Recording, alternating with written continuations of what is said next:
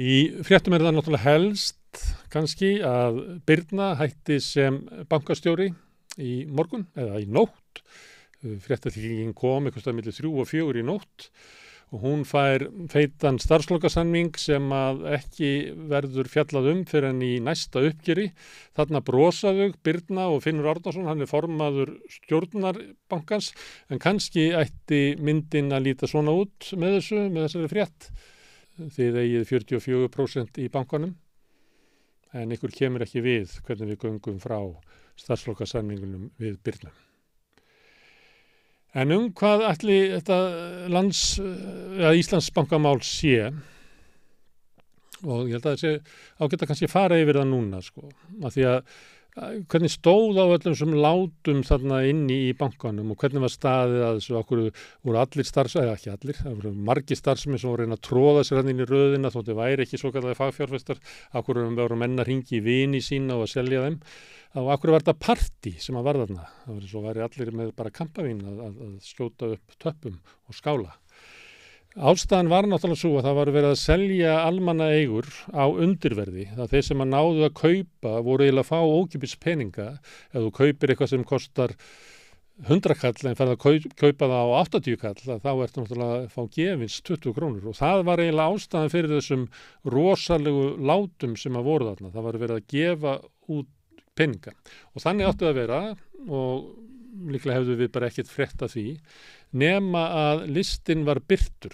Og þegar að kom í ljós hverju það voru sem voru á listanum, að þá raus almenningi hugur, því að þarna voru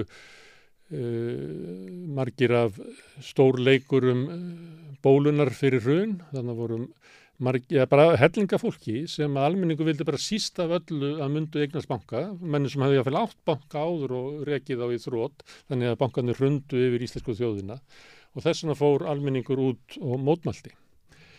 Og þá það spurningin, á hverju allir almenningur hafi verið svona reiður yfir því að það var verið að gefa þessum mönnum sem að birtust þarna á listanum þessa banka.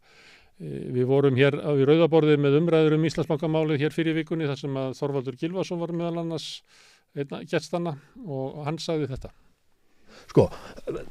Akkillesarhæll bankakerfisins hér heima þessi. Afskriftir eru leynilegar. Þeir sem að stjórna bönkum geta lána vinum sínum eins og þeim sýnist og afskrifa lánin, þannig að það er ógerningur að komast að þessu. Og ég veit þetta vegna þess að ég lét að rannsaka þetta árið að gefnu tilefni og fremstu endurskoðendur landsins sögðu mér, því miður það er ekki hægt að ganga úr skugga afskriftir því að þær eru leynilegar. Og þá sjáu þið hvers vegna óheiðarlegt fólk sækir svona grimt eftir því að eignast banka og hafa umráði yfir bönkum. Þetta þýðir auðvitað að þeir sem að stjórna bönkum geta gefið peninga. Nákvæmlega. Þannig var það skiptir náttúrulega máli hverju bankan og almenningu veit það náttúrulega, en hugmyndi var náttúrulega að koma bönkunum í hendur á ykkur sem ætluðu að nota bankana, af því að á bakvið svona hugmyndum það að eigur almennings og allur auður eigi að vera í höndunum á þeirra sem geti nýtt það sér til hagsbóta og þannig byggist upp gott samfélag. Og það þess vegna sem að Jón Gunnar í bankasýslunni ennþá haldaði fram, jáfnvel í dag, að þetta hafi verið farsælt útboð, vel lukkað. Við erum með myndir af þeirri fréttu, þannig eru þeir. Þetta stuðar held í almenning að sjá þessa tvo, alltaf skellirhægjandi og alltaf haldaði fram að þetta hafi verið vel lukkað. Þegar almenningur að lesa hvers slags hörmungar ferli þetta allt saman var, hvers slags svífur þetta var. Og rökin sem að Jón Gunnar notar af hverju þetta var svona vel lukkað var það að eftir útboðið að þá hækkaði verðið sem hann vil segja að sýni að hann hafi valið rétt verð. Það hefur verið rétt magn sem fór út því að eftir að kaupin voru garð gengin þá lyftist bréfin. Þannig að hægt að vera sú að ef þú lætur of mikið út á of háu verði þá dunki bréfið á eftir. Þetta er náttúrulega eitthvað svona kauphallarspeki en þetta þýðir náttúrulega það sama og ég var að benda á hérna áður að verði sem að bréfin voru selda og var allt og lágt. Þess vegna hækkaði það svona mikið. Og þeir segja líka að engin mistök hafi verið gerð þeir í bankasýslunni. sem náttúrulega mjög furðulegt því að við erum í fyrra fengum við skýrslu ríkisendurskoðunar sem að sýndi fram á að eiginlega allt sem að Bankasýslan gerði var kaótískt, illa hugsað, illa grundað, illa undirbúið. Jón Gunnar var á veitingahúsum að borða og drekka. Það var svo háir reikningarnir að það er alveg ótrúlega dýrt að bjóða þessu manni í kvöldmatt. Mér sýndist á reikningunum þarna að hann var að drekka kannski fyrir svona 60.000 kall bara með matnum. Því það er ekki hægt að borða fyrir svona háar uppæður, þú eru að drekka ansi mikið til að ná reikningunum svona upp. En þá eftir að koma meira fram því að það er ennþá verið að rannsaka aðra söluaðila og við erum með mynd að frétta því, það sem eru aðri söluaðilar og það mun koma fram eitthvað annað og það er það sem að kannski eru menn að velta fyrir sig núna hvernig stendur á því að þessi áfangi sem er bara Íslandsbanka, á hverju hann er að koma út núna en ekki allir söluaðilarnir í einu, eitthvað slíkt og þannig að það er ekki alveg vitað, þetta mál kemur svolítið í bútum. Ég ætla að sýna ykkur hérna mynd sem að kannski mörg ykkur hafi séð. Þetta er mynd sem að var að því þegar að Íslandsbanka salan, þessu fyrra útboðið, var valið sem viðskipti ársins. Hann er Jón Gunnar úr Bankasýslunni og Birna úr Íslandsbanka og Bjarni úr fjármálaráðuneytinu. Þegar Ríkisendurskoðun var búið með sína skýrslu þá var okkur tilkynnt að Jón Gunnar og Bankasýslan að væri lögð af og svo fengum við næstu skýrslu og það var fjármálaeftirlitið og það enda með því að við fengum hann á mánudegi snemma mánudagsmorguns og aðfaranótt miðvikudagsins var Birna hætt þannig að en síðan heldur þetta mál áfram, þannig að það þrengist að þessu manni þarna sem er lengst til hægri en svo virðist sem að allt afl stjórnvalda og ríkisstjórnarnir fari í það að venda Bjarna Benediktssonar. Og það er svona komin, ég held að við meina myndi viðbútt á honum, hann er hann komin. King Bjarni kallaði ungir sjálfstæðismennan. Kalla hann svona sem höfðingi, hann er þá sem getur farið sínu fram á þess að þurfa að vera með standa ykkur reikniskil hjá öðrum. En það er eitt vandi sem er í þessu máli sem að ég var svona að tala við menn í dag og það var eitt sem var með mikla reynslu innan úr kerfinu sem að sagði að eitthvað þessa leið til þess að landið sé í lagi þurfa embættismenn og ráðherrar að vera í lagi sem kemur til dæmis fram í því að geta viðurkennt mistök því eftir höfðinu dansa limirnir og þetta sýnir svolítið það hversu alvarlega menn líta á það allar þessa spillingu sem kemur fram í Íslandsbanka sölumálinu að hversu alvarlegt það er að það er svo við getum ekki læknast sem samfélag á með við höfum þetta og höfum í huga að yfir fjármálaeftirlitinu í dag er fyrirhundi hagfræðingur Kaupþingsbanka og margir að bankamenn eru að störfum út allt bankakerfið, það hefur raunverulega lítið breyst, það eru mikið til sömu persónunar sem eru að þessu. En Íslandsbankamálið er algjört eitur fyrir ríkisstjórnina. Það sem gerist fyrir rúmu ári síðan þegar að listanir eru birtir að þá fellur niður traust á ríkisstjórninni og dunkar niður og það hefur verið eiginlega fjara undan því. Það var ný könnun sem var birt í dag sem að segir aðeins 18% finnst ríkisstjórnin standa sig vel. Það er eiginlega fyrir neðan frostmark. Við getum ekki sér dæmi að þegar Nixon flaug í flugvélinni sinni frá Hvíta húsinu þá voru 22% bandaríkjamanna sem að töldu hann standa sig vel. En það er 80% sem telja að þessi ríkisstjórn standi sig vel.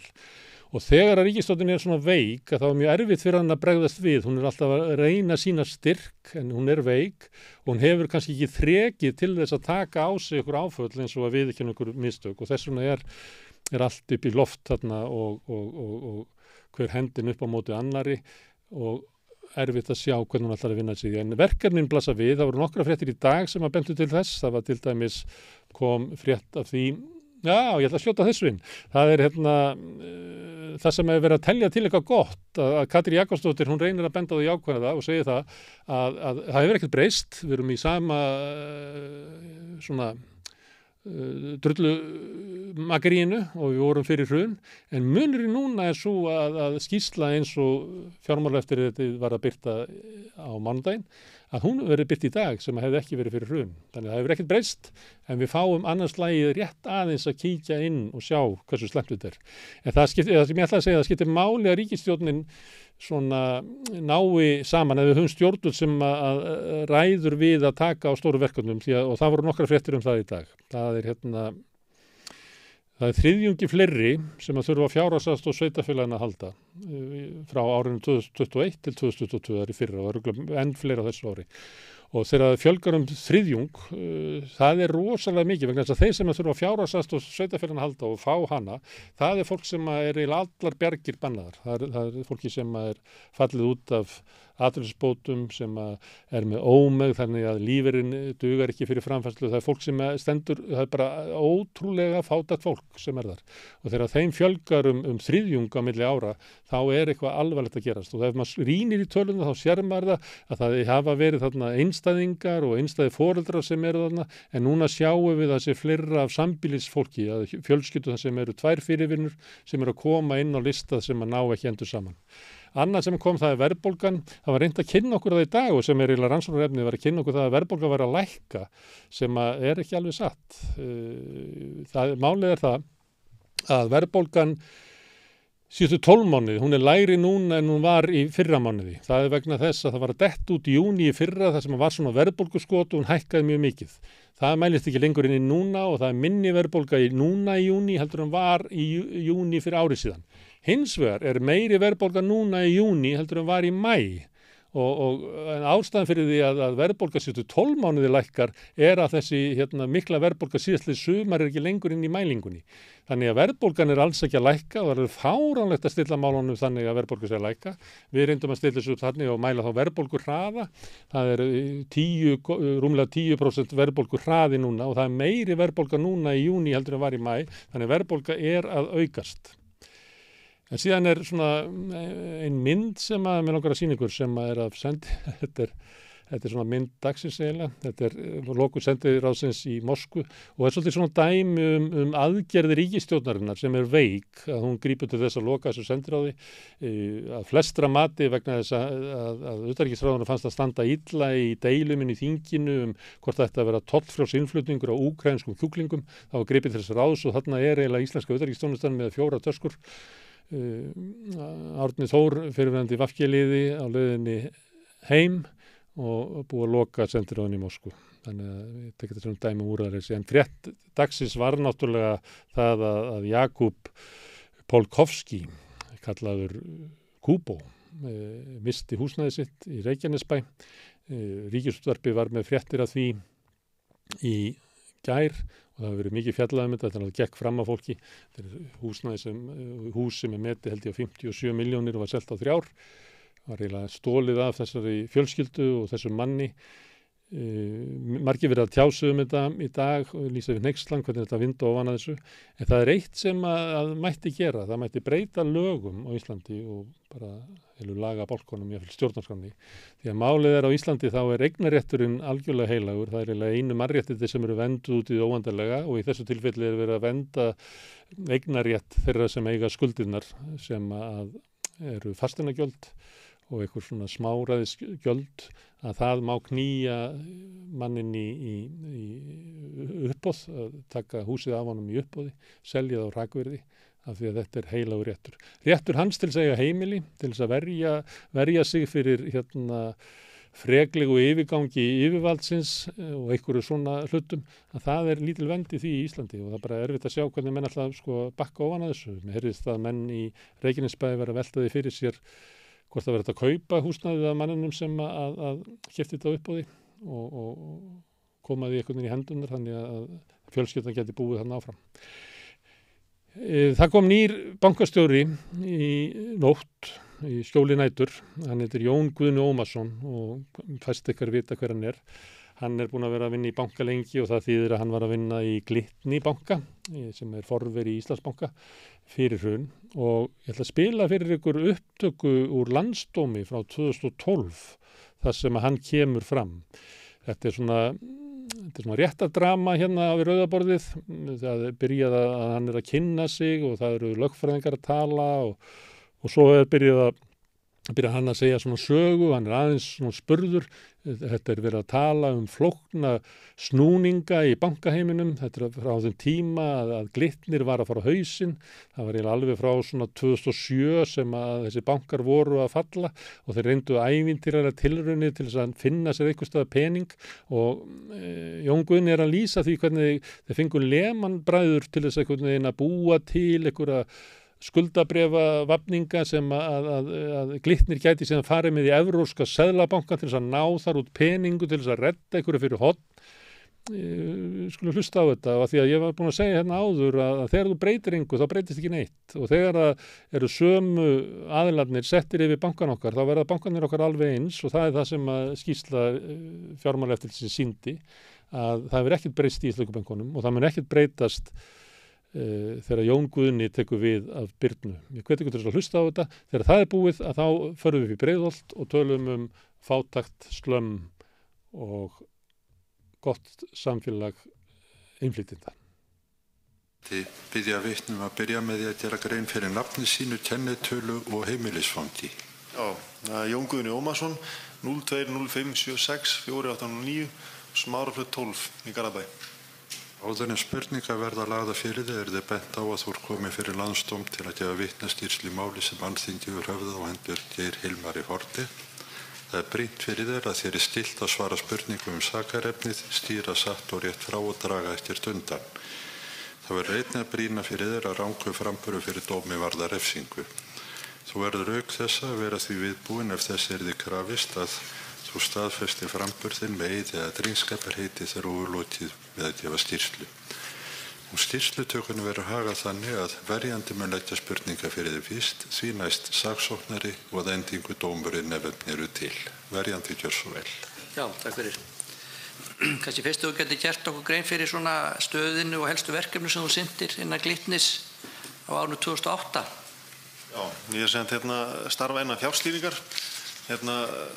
Flutti mig þangað sendi yfir svona fyrirhluta árs 2008 og þá sendi sérstaklega taka þátt í svona nýjum fjármögnunarverkefnum og það sem var hártir sérstaklega þar var sent að nýta eignir bankans til að afla fjár og með ýmsum leiðum. Getur kannski gert okkur stuttlega grein fyrir svona helstu aðgerðum sem að Glitnir stóð í til þess að selja eignir og eftir atvikum þá skyldar ráðstafanir? Já, það er sent það reyndi að byrjaði 2007 þá nýttum við svo kallar TRS samninga til þess að fjármagna útlánasöfn, sérstaklega sambankalán, erlend sambankalán og gengur sem dansi langt í því strax 2007 haustið. 2008 hins vegar þá náttúrulega sáum fram á að þurftum að beita ykkur með öðrum aðferðum og þá var leituðum við til erlendra banka með ráðgjöf varðið það og það var helst Lehman bankin sem var ennþá starfandi á þeim tíma og þeir komu með þessa tillögu að yrði nýtt hlut af eignum bankans til að setja í svokölluð SPV sem eru svona sérstök hlutafélög til að halda utan um eignir og nýta það sem til að búa til skuldabréf sem væri hægt að nota í veðlánum við Evrópska seðlabankann. Og þetta er hugmynd sem kom frá Lehman bankanum á þeim tíma.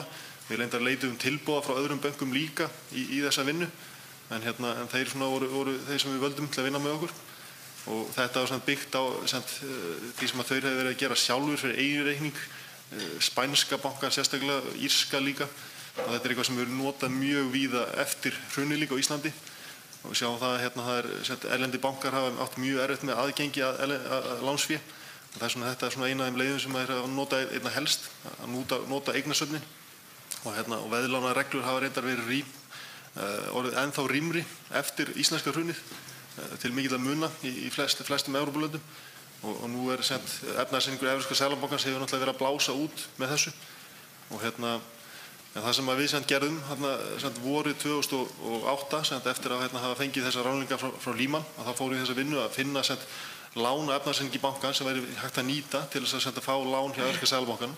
Á þessum tíma var Evrópski seðlabankinn sá sem var náttúrulega lána þraut að vera lánveitandi í erlendri mynt í evrum sérstaklega og til þess að fá sent aðgengi þar og það var sent það mjög niður njörfaði sjálfsög á þeirra heimasíðu bara hvað þyrfti til þess að geta hvað skuldabréf þyrftu til að bera til þess að vera sent hæf í veðlánaviðskipti við Seðlabankann og það var sent það sem við fylgdum eftir og til þess var sent stofnuð sér félög á Bretlandseyjum og sent lán seld inn í þessi félög. Það fyrirgefðu þessi félög Haf og Holt. Já, Haf, Holt og Hólm. Það voru þessi 3 félög sem við náðum að klára og þetta gerst sem þannig að það seld lán inn í þessi félög. Félögin gefa svo 2 skuldabréf, A-bréf og B-bréf. B-bréfin var eitthvað sem við héldum bara eftir og var á svona hálfgert eiginfjárframlag. A-bréfin hins var það sem við notuðum svo í sendi veðlánaviðskiptum í Seðlabankann. Og við þetta sem voru sjálfsög ekki að taka eignir af efnahagsreikningi bankans, heldur var það bara fjármögnunarleið. Þannig að allar eignirnar voru áfram og í eiginfjárútreikningum og svoleiðis hjá bankann. Þannig að áhættan fór ekki frá bankanum. Þannig að með þessu fyrirkomulagi þá var eftir atvikum hægt að fá fjármögnun út á þessar eignir sem að eftir atvikum marga hverja voru illseljanlegar. Má skilja það svo? Já, það voru Hólm til dæmis, að það var svo kallar ABS-ar og MBS-ar sem eru svona svolítið svipuð skuldabréf með í annars konar eignum sem höfðu verið í lausi á safni bankans og þegar þessum tíma var komið þá þetta voru erlendar eignir bandarískar helst sem höfðu seljanleiki þeirra hafi hrapað til muna og var bara fyrst alveg mjög erfitt að selja og hefðist að selja með miklum afföllum en með þessu að setja inn í svona sér félag og gefa út skuldabréf þá var hægt að fá veðlán út á þessi bréf og sama gilti í Haf til dæmis að það var nokkuð af íslenskum lánum til íslenska lántaka og það er eitthvað sem var mjög illseljulegt sérstaklega fyrir erlenda mynt. Þannig það má skilja þannig að miðað við markaðsaðstæður 2008 þá hefði, ef þessar eignir hefði verið seldar, segjum bara sem þú ert að lýsa með þessum afföllum, þá hefði það bara orðið varanlegt tjón bankans, bæði auðvitað hagnaðartap eða tap í rekstri og hefði hoggið í eigin fjárgrunnin. En með þessu að þarna hafi frádrægið, þar að segja að það hefði verið lánað miklu meir út á þessi bréf heldur en markaðsvirðið. Þannig að það sem stundum kallað haircut eða frádræg hafi verið miklu minna. Já, má segja það. Þetta haircut sem var reiknað, það byggði mikið á lánshæfismati og við fengum Moody's til að meta þetta og þeir mátu allar eignir sem fóru að inn hverja fyrir sig og þá var lánshæfismat á líka á skuldabréfunum, A-bréfunum sem voru gefin út. Þannig að þetta var sjálfsög byggt á þeirra mati bara hvert virði og hvað þyrfti mikið, hvað B-bréfið þyrfti að vera stórt til þess að A-bréfið væri nógu öruggt. Og bæði náttúrulega var það mjög erfitt annars vegar að selja þessar eignir, það ætti að selja með miklu tapi sem hefði þetta áhrif á eigin féð og þarfur utan hefði líka verið slæm skilabú út á markaðin að banki væri að selja með mjög miklum afföllum. Það í sjálfsög væri mjög sterk skilabú líka. Það kemur fram í skýrslu Lárusar Velding bankastjóra hjá rannsóknarnefnd Alþingis á blaðsíðu 3942 í þeim gögnum sem við erum með að á þessum tíma, því að fyrirpart árs 2008 hafi verið mjög mörg verkefni í gangi svona í bæði kostnaðaraðhaldi til að styrkja eiginfjárstöðu, innlánshlutfall, auka laust fé og hann nefnist að þarna hafi verið mörg stór verkefni í gangi. Kannastu við þetta? Þetta hafi verið sérstaklega sett í gang fyrirpart árs 2008 mjög yfirgripsmikil vinna að þessu leyti. Algjörlega, eins og segja, það náttúrulega byrjaði haustið 2007 og 2008 þá var kallaði saman stór hópur fólks og sem ég var í og var fengið til að stýra þessu verkefnum og svo var fókusin bara almennt í bankan snerist algjörlega á þessa hliðina. Það er inn afla fjár. Þannig að þó ég væri að stýra verkefnum þá var fólk á útlána hliðinni sem bara ábyrgð á undirliggjandi eignum sem sinnti mjög stóru hluta af vinnunni. Og fókusin var mjög lítið á það að lána út nýlán, frekar að þetta er inn afla fjár. Hann segir á sömu blaðsíðu þessari skýrslu og reyndar vísa á þetta til ákveðna dagsetningar í mars Lárus að hann hafi komið heim og hann hafi kallað saman mjög stóran hóp í bankanum, svona 30-40 manna hóp og ég sé að það setji bara alla í raun og veru í svona krísuhóp. Kannastu við þetta? Varst þú í þessum hóp eða kannastu þessa lýsingu? Já. Þannig kannski þá bara lokum af því að þetta mál snýst svo sem ákæra sem setur mér við hlið. Hefði einhver frekari aðkoma hálfu stjórnvalda gagnvart bankanum, hversum hún svo sem var? Hefur það breytt einhverju í þessu sambandi? Hefur það eitthvað aukið á seljanleika eigna eða eitthvað flýtt fyrir þessu eða eitthvað slíkt? Nei, alls ekki í þessu sambandi. Ég gat ekki séð annað en að við erum að gera allt sem mögulegt var á þessum tíma til að afla nýs fjár. Ekki frekar spurningar. Saksóknari.